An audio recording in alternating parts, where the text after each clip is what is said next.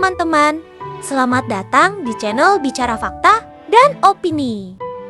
Di video ini, kita akan membongkar fakta-fakta unik tentang Nepal.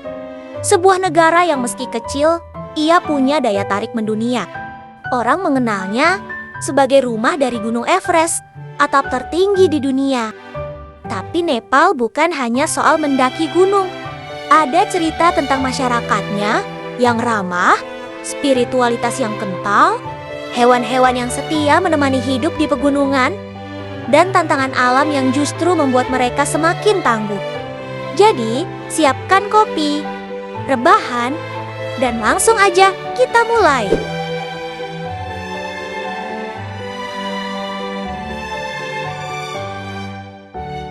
Kalau bicara Nepal, hal pertama yang terlintas adalah Himalaya.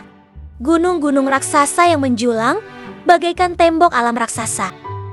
Dari 14 puncak tertinggi di dunia, yang tingginya lebih dari 8.000 meter, 8 diantaranya berada di Nepal. Puncak paling terkenal tentu saja Gunung Everest. Tingginya 8.848 meter. Bayangkan, lebih tinggi dari awan. Bahkan pilot pesawat pun kadang harus menghindari jalur ini. Buat para pendaki, Everest adalah mimpi terbesar sekaligus ujian paling berat. Tapi menariknya, bagi masyarakat Nepal, Everest atau Sagarmatha nama lokalnya bukan sekadar gunung untuk didaki. Mereka menganggapnya sebagai tempat suci, rumah para dewa. Karena itu, setiap ekspedisi biasanya melibatkan ritual doa sebelum naik gunung. Bahkan, ada cerita unik. Sherpa, suku yang tinggal di sekitar Himalaya, percaya bahwa mendaki tanpa doa bisa membawa kesialan. Itu sebabnya di base camp Everest sering ada bendera doa warna-warni yang dipasang sebelum perjalanan dimulai. Manusia memang aneh ya. Dari satu sisi, gunung itu dianggap suci dan tidak boleh diganggu. Tapi di sisi lain, orang dari seluruh dunia rela mempertaruhkan nyawa demi menaklukkannya. Jadi, Everest ini seperti cermin antara ego manusia dan rasa hormat pada alam. Salah satu tradisi paling unik di Nepal adalah kepercayaan pada Kumari, atau yang disebut sebagai Dewi Hidup. Kumari adalah seorang gadis kecil yang dipilih dengan sangat ketat melalui serangkaian ritual dan kriteria khusus. Kumari dipercaya sebagai perwujudan Dewi Taleju, sosok yang dihormati dalam kepercayaan Hindu-Buddha di Nepal. Gadis yang dipilih harus memenuhi syarat yang luar biasa detail, mulai dari bentuk mata, gigi, hingga tanda lahir tertentu. Proses pemilihannya bisa memakan waktu lama, karena diyakini hanya anak dengan kesempurnaan tertentu yang bisa menjadi Kumari. Setelah terpilih, Kumari tinggal di Kumarigar, istana kecil di Kathmandu. Dia hanya keluar pada acara-acara penting, terutama saat Festival Indrajatra, di mana Kumari akan diarak dengan kereta tradisional. Disaksikan ribuan orang yang percaya akan berkah dari pandangan matanya. Namun, ada sisi lain yang membuat tradisi ini penuh perdebatan. Bayangkan, seorang anak kecil yang seharusnya bermain bebas, justru menjalani kehidupan penuh aturan ketat. Bahkan, jarang bersentuhan langsung dengan dunia luar. Tradisi Kumari terus bertahan hingga kini, menjadi daya tarik sekaligus kontroversi. Sebuah simbol betapa Nepal masih menyimpan warisan spiritual yang hidup di tengah modernitas. Di satu sisi, Kumari dipuja sebagai dewi. Tapi di sisi lain, ia juga manusia biasa, seorang anak kecil. Pertanyaannya, apakah penghormatan ini benar-benar membawa berkah untuknya? Atau justru membatasi masa kecil yang seharusnya indah?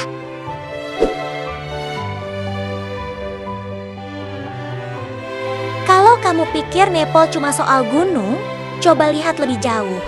Nepal juga punya danau-danau indah di ketinggian ekstrem. Salah satunya adalah Danau Tiliko, yang berada di ketinggian hampir 5.000 meter. Airnya biru jernih.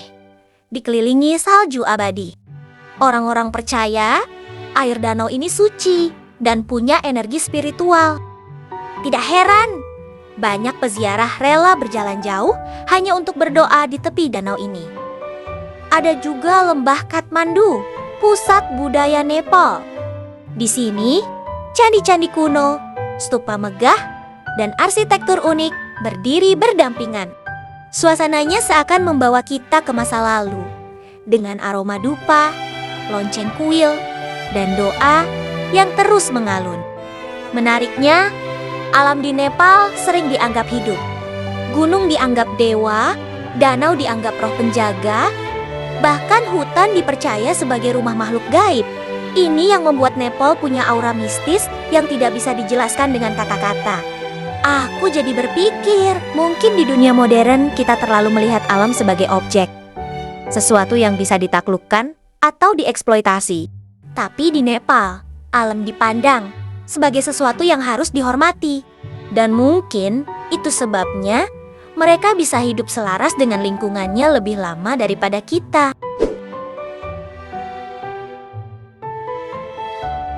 Hidup di ketinggian bukanlah hal mudah. Oksigen tipis, suhu ekstrem, akses terbatas. Tapi masyarakat Nepal sudah terbiasa. Suku Sherpa adalah contoh nyata. Mereka dikenal punya kekuatan fisik luar biasa. Dalam dunia pendakian, Sherpa bukan sekadar pemandu. Mereka adalah penyelamat. Tanpa mereka, banyak ekspedisi ke Everest yang tidak akan berhasil. Penelitian ilmiah menunjukkan bahwa Sherpa punya adaptasi genetik khusus. Tubuh mereka mampu memanfaatkan oksigen lebih efisien, sementara pendaki asing sering tersiksa dengan altitude sickness. Sherpa bisa berjalan santai di ketinggian 6.000 meter. Kehidupan sehari-hari mereka juga menarik. Rumah dibangun dari batu, atapnya datar untuk menahan salju. Komunitas hidup sederhana, saling membantu. Bahkan, banyak anak kecil berjalan berjam-jam hanya untuk sekolah, melewati jalur pegunungan yang bagi kita mungkin sudah dianggap jalur pendakian serius. Aku salut banget sama mereka. Bayangkan, bagi kita bernafas di 3.000 meter saja sudah sesak. Tapi bagi Sherpa, itu rutinitas. Mungkin ini mengajarkan satu hal, bahwa kemampuan manusia itu luar biasa kalau dipaksa beradaptasi dengan alam.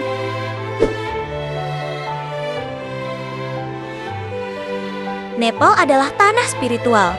Disinilah Siddhartha Gautama, yang kelak dikenal sebagai Buddha, lahir lebih dari 2.500 tahun lalu. Sampai sekarang, jejak spiritualitas itu masih terasa.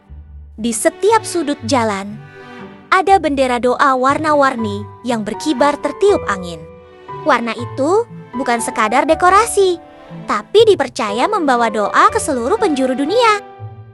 Selain Buddha, Hindu juga punya tempat penting di Nepal. Uniknya, kedua agama ini berjalan berdampingan. Di satu desa, kamu bisa menemukan kuil Hindu dan stupa Buddha berdiri berdampingan, dipakai bersama-sama oleh masyarakat. Kehidupan spiritual ini juga memengaruhi gaya hidup orang Nepal. Mereka tidak hanya bekerja untuk hidup, tapi juga mencari keseimbangan batin.